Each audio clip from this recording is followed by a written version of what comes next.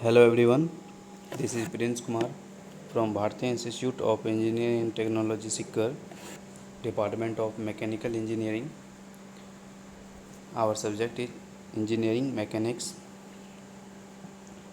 ये engineering mechanics का part second है जिसके अंदर हम पैरेललोग्राम लॉ ऑफ फोर्सेस पढ़ने वाले हैं।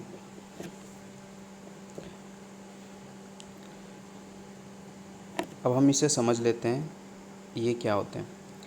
This law is use for finding the resultant of two forces acting at a point.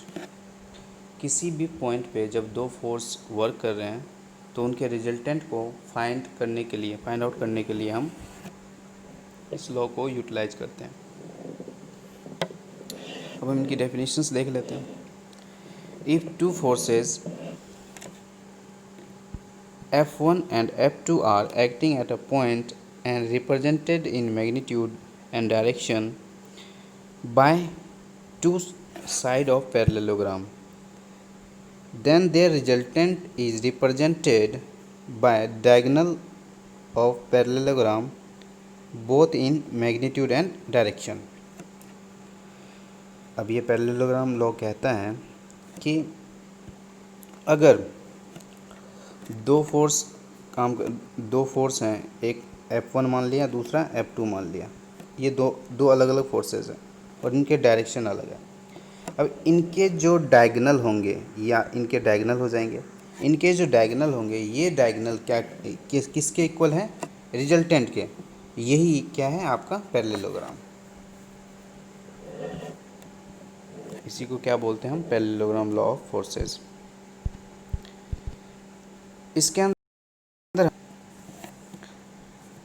Resultant force और direction of resultant force find out करने वाले हैं, और इसके अलावा जो इनके resultant and direction of forces जो हैं इसके बेस्ट न्यूमेरिकल भी निकालेंगे इस लेक्चर के अंदर। Now consider a parallelogram OACB। यहाँ पे आप देख सकते हो हमने माना है OACB एक पैरेललोग्राम हमने मान लिया, ठीक है। उसके बाद रिजल्टेंट इज R, हमने R को रिजल्टेंट मान लिया। F1 एंड F2 क्या होगा? यहाँ पे टू फोर्सेस हैं। Let theta be the angle between the forces F1 and F2। यहाँ पे F1 और F2 के बीच का जो एंगल है ये क्या है? आपका थीटा है। नेक्स्ट जो थिंग है, and alpha be the angle made by R with force F1। Alpha क्या है यहाँ पे? F1 और R के बीच का एंगल, और इसी को अल्फा को ही क्या बोलते हैं? Direction of resultant force.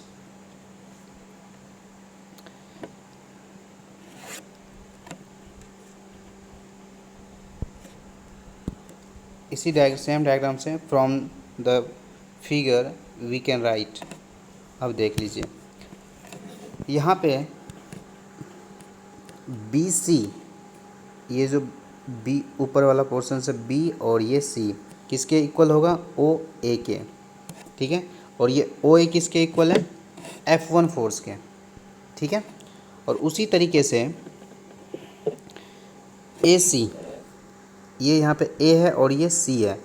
AC किसके इक्वल होंगे? O और B के। और OB किसके इक्वल है भाई? यहाँ पे F2 के। तो यहाँ से हमें क्या मिल गया कि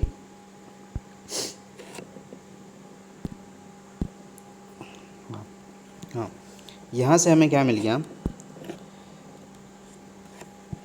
ट्रायंगल BOA इक्वल्स टू क्या है? थीटा। और यही किसके इक्वल हो जाएगा? अगर हम यहाँ से OA को थोड़ा सा आगे की ओर एक्सटेंड करें, ठीक है, D पॉइंट तक ले जाएं, और OD के ऊपर एक परपेंडिकुलर डालें CD, ठीक है। तो उस कंडीशन में क्या होगा, बी ओ ए जो थीटा एंगल बना रहे हैं वो इक्वल होंगे एंगल किसके एंगल के, सी ए डी एंगल के इक्वल हो जाएंगे। इस पॉइंट से आपको मिल जाएंगी ये चीज़ें।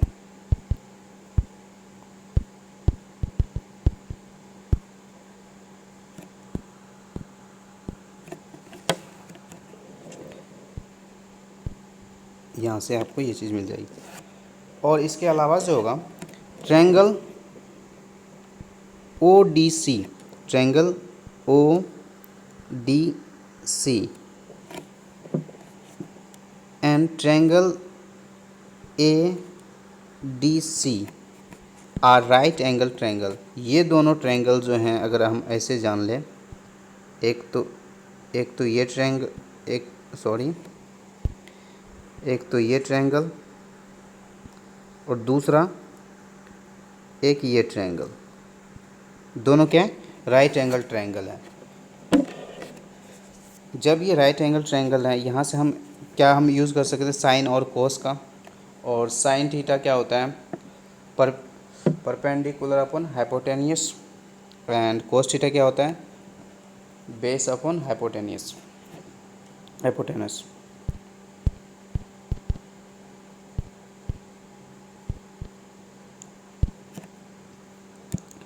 अब इसके अंदर यहाँ से हम क्या फाइंड आउट कर सकते हैं, ए डी।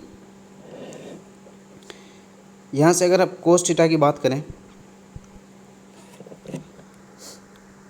ट्रायंगल हम ए डी सी की बात कर रहे हैं यहाँ पे, ए डी सी। यहाँ पे अगर हम कोस थीटा की बात करें, कोस थीटा क्या हो जाएगा,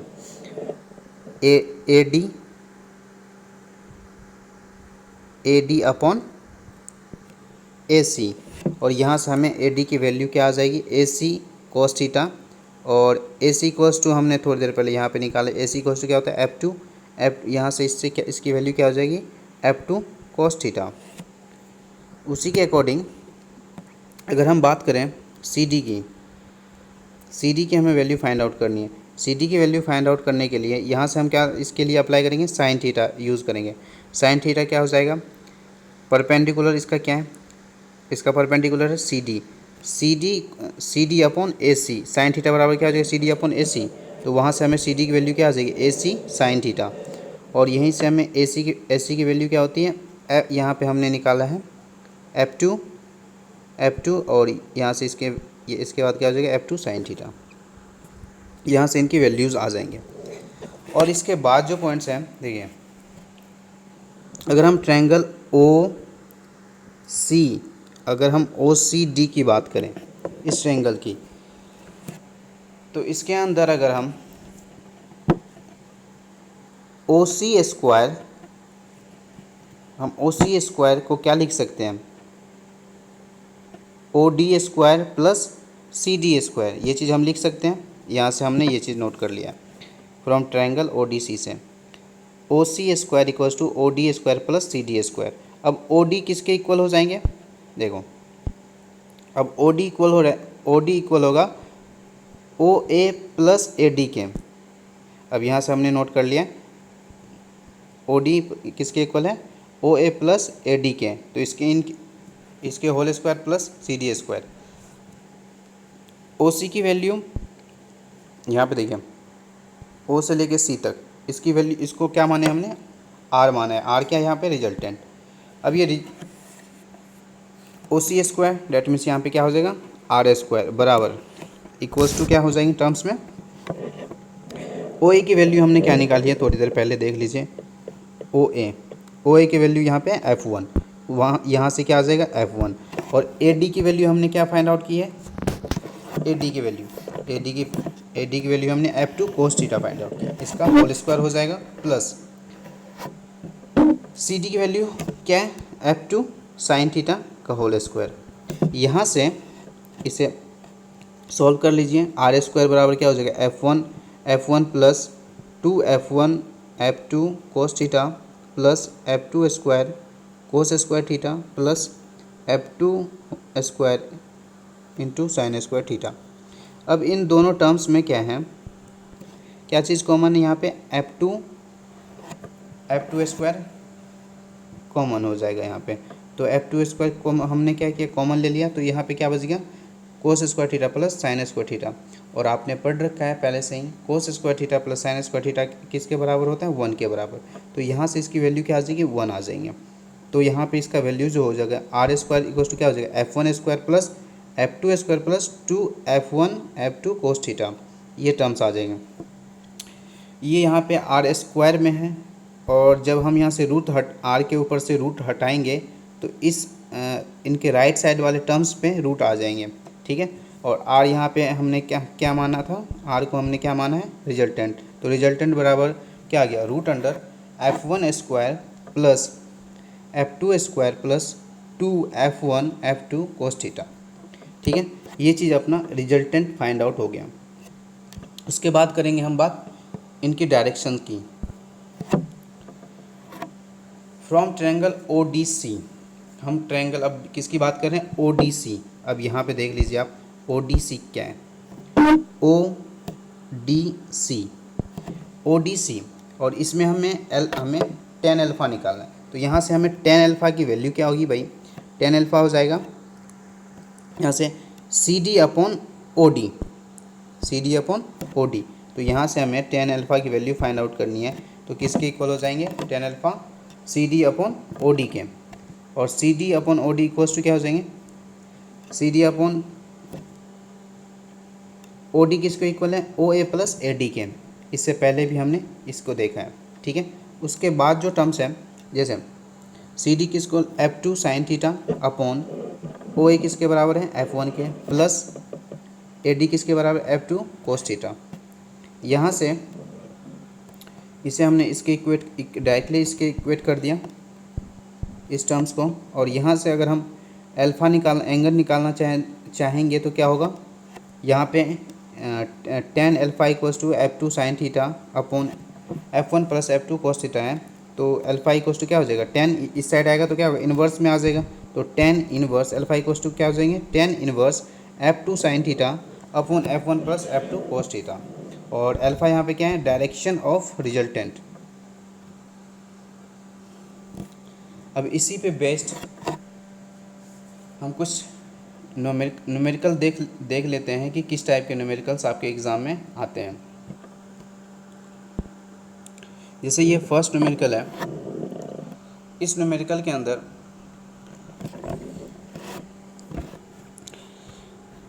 two forces of 100 kilonewton and 50 kilonewton are acting simultaneously at a point.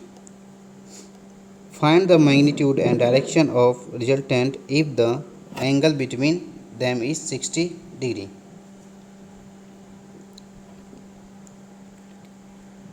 तो यहाँ पे दो फोर्सेस दिया हुआ है, हमें ये नहीं मालूम है कि F1 कौन सा है, F2 कौन सा है। तो हम किसी को भी F1 किसी को भी F2 मान सकते हैं, इसमें कोई प्रॉब्लम नहीं आएगी, ठीक है।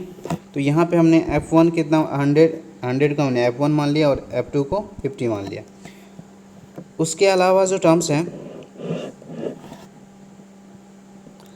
यहाँ पे हैं, यहाँ पे एंगल दे रखा है 60 डिग्री।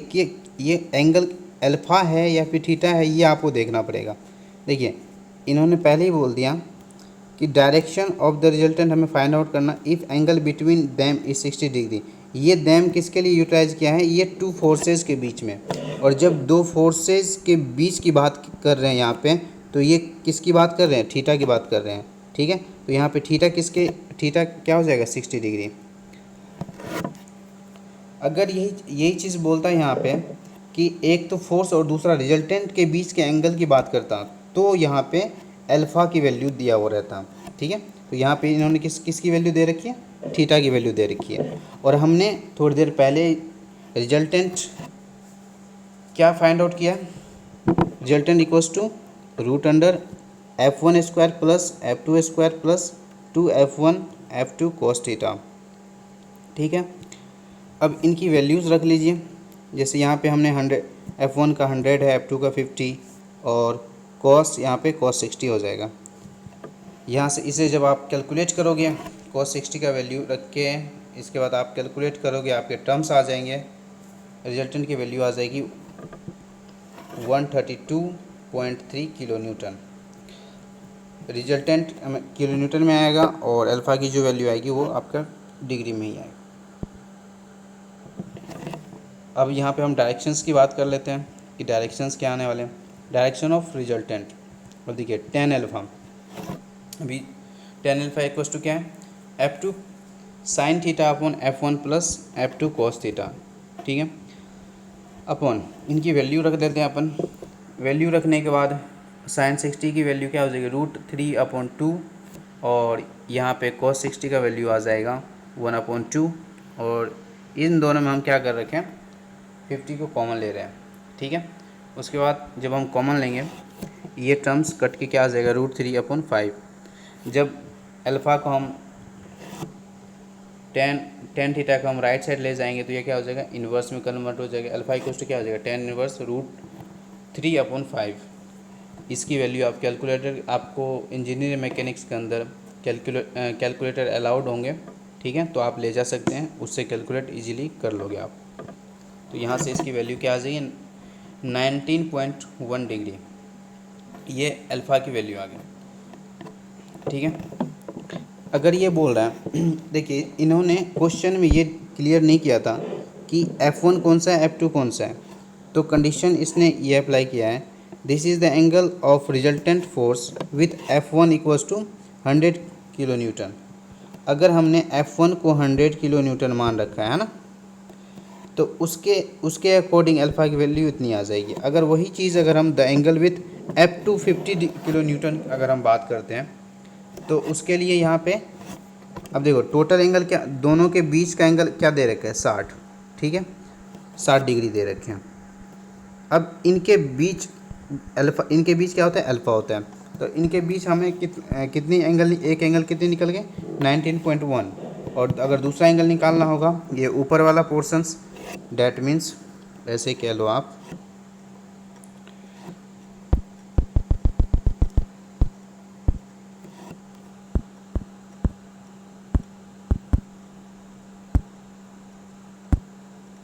हाँ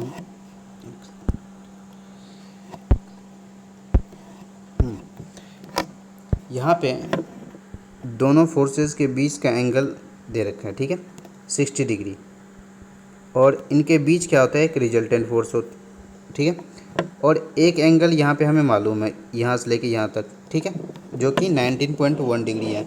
हमें दूसरा एंगल भी निकालना है, तो हम क्या कर लेंगे, 60 में से उसे माइनस कर देंगे, तो ये दूसरा पोर्शन वाला एंगल आपको निकल जाएगा, ठीक है। एक न्यूमेरिकल और देख लेते हैं इसमें किस टाइप से पूछे जाते हैं। नेक्स्ट जो है, the resultant of two forces is √10 kilo newton if they act eight right angle. ये बोल रहे हैं किसी भी force resultant √10 degree √10 kilo Newton होगा अगर ये एंगल वहाँ पे कितना होगा, राइट एंगल होगा। राइट एंगल का मतलब क्या होता है, थीटा 90 डिग्री, ठीक है, and root 13 kilo newton if they act at angle of 60 degree. अगर वो 60 डिग्री पे एक्ट करेगा थीटा की वैल्यू, तो वहाँ पे रिजल्टेंट क्या होगा, √13, ठीक है। Determine the magnitude of forces, हमें फोर्सेस की वैल्यू निकालनी है। मतलब यहाँ पे फोर्सेस हमारे पास सिर्फ और सिर्फ एंगल है और रिजल्टेंट है, दो अलग अलग रिजल्टेंट है, दो अलग अलग एंगल है। एक तो right angle that means 90 degree हो जाएंगे और दूसरा 60 डिग्री है, ठीक है। इनकी हमें रिजल्टेंट और एंगल्स की हेल्प से F1 और F2 की वैल्यू हमें फाइंड आउट करनी है। अब देख लीजिए, अभी जस्ट आपने पढ़ रखा है रिजल्टेंट इक्वल्स टू क्या होता है, √F1² plus F2² plus 2F1 F2 cos theta, ठीक है। अब यहाँ when theta right angle that means इसका क्या हो गया, थीटा इक्वल्स टू 90 डिग्री, हमने इसकी वैल्यू रख देते हैं, देखो, और यहाँ पे रिजल्टेंट क्या है, √10, ये √F1² plus F2² plus 2F1 F2 कोस 90 की वैल्यू कितनी थी, 0, तो ये टर्म्स क्या हो जाएंगे, कैंसिल आउट हो जाएंगे, टोटल ये 0 हो जाएगा, और इसके ऊपर से रूट हटेगा तो ये भी रूट हट जाएगा, तो 10 इक्वल्स टू क्या हो जाएगा, F1² plus F2²। Equation number 1 इसे हम मान लेते हैं। जब थीटा 60 डिग्री होगा ठीक है, उस कंडीशन रिजल्टेंट क्या रहेगा आपका √13। ठीक है, तो थीटा की वैल्यू यहाँ पे हम 60 रख लेते हैं। cos 60 की वैल्यू क्या होता है 1/2। यहाँ से 2 कैंसिल आउट हो जाएंगे। 13 इक्वल्स टू क्या हो जाएगा F1 square plus F2 square plus F1 F2। इसको हम इक्वेशन सेकेंड मान लेते हैं। ठीक है, अगर हम बात करें इक्वेशन फर्स्ट एंड सेकेंड से, subtracting equation first from second, अगर हम इक्वेशन फर्स्ट से सेकेंड को सब्ट्रैक्ट करेंगे तो सेकेंड की वैल्यू क्या आ जाएगी F1 F2 इक्वल्स टू क्या हो जाएगा 3। अगर हम इस साइड 2 से मल्टीप्लाई करेंगे तो इस साइड भी करना पड़ेगा, तो 2F1 F2 इक्वल्स टू क्या हो जाएगा 6 के इक्वल। ठीक है, अब equation third and equation first को हम अगर ऐड करते तो हमें क्या मिलेगा,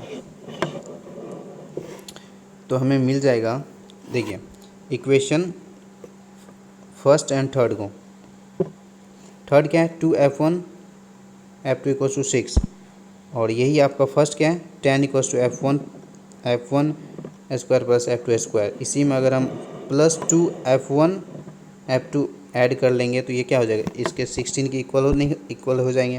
तो 16 equals to F1 square plus F2 square plus 2F1 F2। ठीक है, और ये किसका देखिए फॉर्मूला बन चुका है, ये जो बन चुका है ये बन गया इसका formula A square plus B square का फॉर्मूला। तो F1 प्लस F2 का होल स्क्वायर के बराबर ये हो जाएगा। ठीक है, तो यहाँ पे F1 प्लस F2 का होल स्क्वायर और ये 16 है इधर, तो ठीक है, तो यहाँ पे F1 प्लस F2 क्या हो जाएगा, किसके बराबर हो जाएगा 4 के बराबर। क्यों, क्योंकि ये √16 की वैल्यू क्या हो जाएगी 4 आ जाएगी। ठीक है, अब नेक्स्ट जो कंडीशन आएगी, अब देखिए subtracting equation third from equation first we get. अब देखिए इक्वेशन थर्ड को फर्स्ट से सब्ट्रैक्ट करें तो हमें कंडीशन क्या आ जाएगा 4 equals to F1 square plus F2 square minus 2F1 F2 equals to, देखिए ये आ जाएगा किसके फॉर्मूला हो गया ये A माइनस बी का होल स्क्वायर का, वहाँ से हमें क्या वैल्यू आ जाएगा F1 माइनस F2 का होल स्क्वायर। यहाँ से हमें वैल्यूज आने वाली है, क्या आ जाएगा ये हो गया F1 minus F2 equals to 2 आ जाएगा। ये इक्वेशन हमने 4 मान लिया और इसको हमने 5 मान लिया। अब इक्वेशन 4 और 5 को सॉल्व करेंगे तो हमारे पास F1 की वैल्यू क्या आ जाएगी। अब देखिए अगर हम इन दोनों को जोड़ दें तो क्या होगा F2 कैंसिल आउट हो जाएगा, तो यहाँ पे क्या हो जाएगा 2F2 बराबर कितना हो जाएगा 6। 2F2 बराबर 2F1 बराबर 6 आ जाएगा, तो F1 बराबर क्या हो जाएंगे 2 से डिवाइड हो जाएगा 6 में, तो F1 बराबर 3 आ जाएगा। ठीक है, उसी तरीके से F2 की वैल्यू यहाँ से आ जाएगी आपको। इस वीडियो के अंदर हम इतना ही पढ़ने वाले हैं। नेक्स्ट पार्ट में हम लामिस थ्योरम या फिर बाकी की जो फंडामेंटल लॉ बाकी के जो बच रखे हैं, जैसे कि साइन थ्योरम है ना, ये सारी चीज़ें नेक्स्ट लेक्चर में अपन डिस्कस करेंगे। Okay, thanks for watching.